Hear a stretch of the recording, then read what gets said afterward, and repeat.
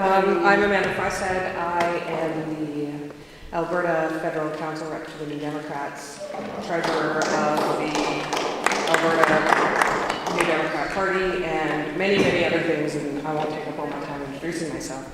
I hear a lot about energy security and the need for value-added jobs, which of course I am 100% behind, but I have a problem that I'd like to hear your comments on. I think this is actually an issue of Canadian sovereignty. And if sovereignty is a word that makes you a little bit uncomfortable, we can talk about independence if that makes you more comfortable with it. I'm particularly concerned about what happens once we open a pipeline somewhere else and start sending the bitumen down the pipeline. And under the terms of the North American Free Trade Agreement, other countries or corporations can sue Canada if we decide, oh shoot, we're running out of this natural resource, which is going to happen, and we can't provide you as much as we were before.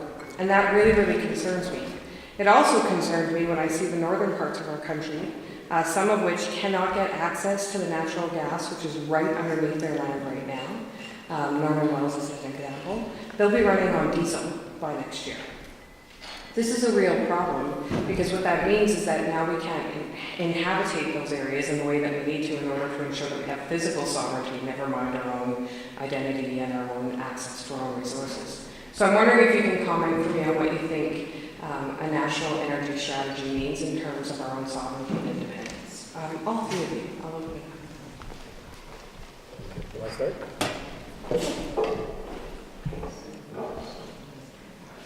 I guess I can. Looks like it's on. But anyway, I don't think this is working. Yeah. Is it? Amanda, your point is taken very well.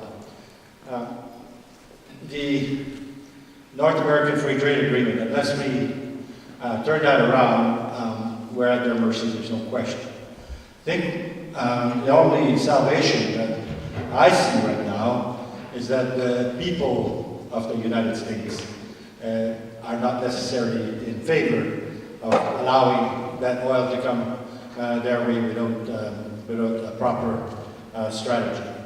So that's a plus for us. So it sort of puts a stop to just the shipping, uncontrolled shipping across the border. But the real answer is putting the New Democrats in power so that we can have that discussion and turn that NAFTA agreement around. It's not been good for us, as Mulroney promised 20-some years ago. The only thing that we got out of it is a couple of Tim Hortons on the other side, which are being challenged. And I think there's a couple of Irving gas stations that made it across the border too. And those are being challenged. Everything else that Canadians have been trying to bring across the border has been challenged, whether it be our wood, our fish. We can't process that anymore. It's got to go raw, and they challenge us on everything. So it's not been a fair agreement, and it's time to turn it around. And the best way to do that is to elect another 50 New Democrats, and we'll have it.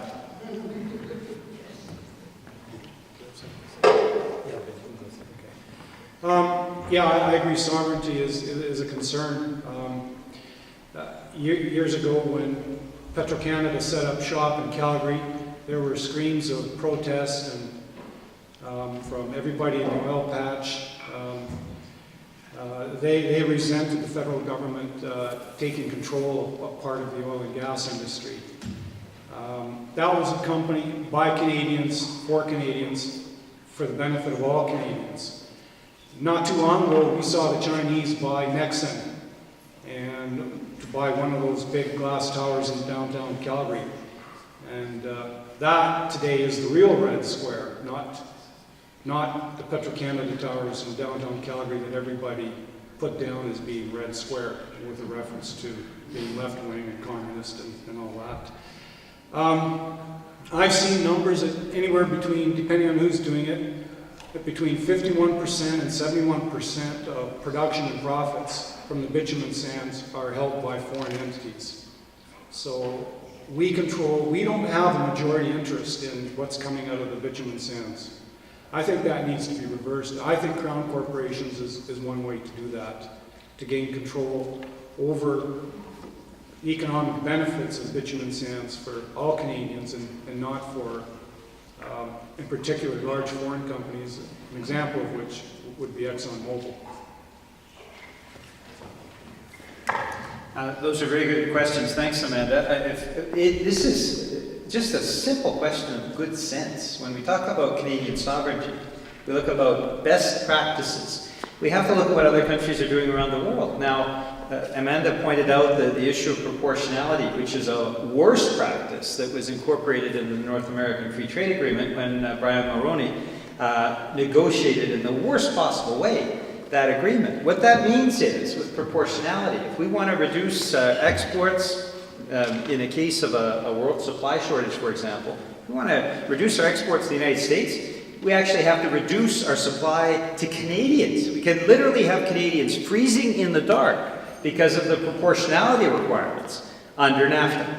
Absolutely absurd. In the same measure, Mr. Harper, being just as irresponsible as Mr. Mulroney, has allowed the vast majority of what is a strategic industry, strategic resource, our oil resources and our oil sands, to be sold out of the country.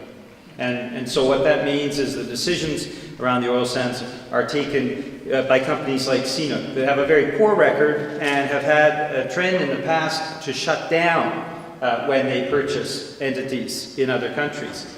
Other countries that have important natural resources all ensure that there is some way of determining whether or not foreign investment is in their best interest. Canada doesn't. It's a free-for-all, and it's absurd. So we have to look at it a completely different way when we talk about a national energy strategy, at how we value Canadian assets, Canadian investments, and Canadian control over our resources. The other quick point I wanted to make about northern resource communities, there's 300 of them that are off the grid. Rather than polluting diesel, we need a clean energy strategy that allows for renewable energy in those remote communities, including the use of biodiesel. And that's something that those communities are crying out for, and that's got to be part of our national energy strategy.